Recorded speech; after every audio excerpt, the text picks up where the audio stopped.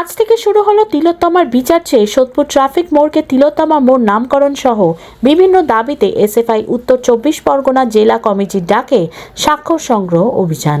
প্রথম সই করলেন তিলোত্তমার মা ও বাবা, তারপর তার স্কুল চন্দ্রচূড় গার্লসের ছাত্রী ও শিক্ষিকা ও অভিভাবকেরা। সোদপুর স্টেশন চত্বরেও হলো সই সংগ্রহ। এক মাস ধরে জেলার প্রতিটি প্রান্তে চলবে এই স্বাক্ষর সংগ্রহ কর্মসূচি। মোট 1 লাখ সই সংগ্রহ করব আমরা।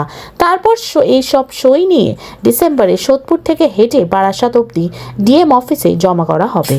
আমাদের দাবিগুলি: সোদপুর ট্রাফিক মোড়ের নাম সরকারিভাবে তিলোত্তমা মোড় করতে হবে। তিলোত্তমার বিচার চাই, নির্যাতনকারীদের, খুনিদের এবং আড়ালকারীদের শাস্তি চাই। রাজ্যের সমস্ত স্কুল ও কলেজ সহ সর্বত্র হুমকি ও ভয় দেখানোর সংস্কৃতি ও ধর্ষণ সংস্কৃতি বন্ধ করতে হবে।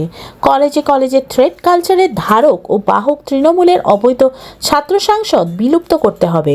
স্কুলে জীবনশৈলী ও যৌন শিক্ষার ক্লাস ফেরাতে হবে। প্রতিটি শিক্ষা প্রতিষ্ঠানে ছাত্র ও শিক্ষকদের ওপর কোনো নির্যাতন হলে তার বিরুদ্ধে যথোপযুক্ত ব্যবস্থা নিতে পক্সো ও বিশাখা কমিটি গঠন করতে হবে। শিক্ষাকে দুর্নীতিমুক্ত ও স্বচ্ছ রাখতে হবে। লেখাপড়া খরচ কমাতে হবে। SFI north 24 Parganas, bureau report, RG Samachar. সংগ্রহ অভিযান চলছে। এসএফআই উত্তর 24 পরগনা জেলা কমিটির ডাকে তিলোত্তমার খুনিদের দৃষ্টান্তমূলক শাস্তির দাবি এবং সোদপুর ট্রাফিক মোড়কে তিলোত্তমা মোড় হিসেবে স্বীকৃতি দিতে হবে। খুন এবং ধর্ষণের ঘটনা ধামাচাপা দেওয়া চলবে না। কলেজ বিশ্ববিদ্যালয়ে গণতান্ত্রিক পরিবেশ ফিরিয়ে আনতে হবে। ছাত্র সংসদ নির্বাচন চালু করতে হবে।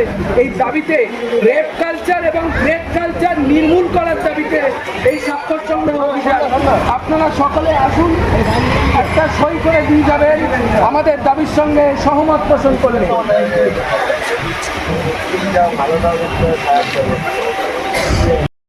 যেখানে আমাদের পশ্চিমবঙ্গের বুকে এ রাজ্যের প্রথম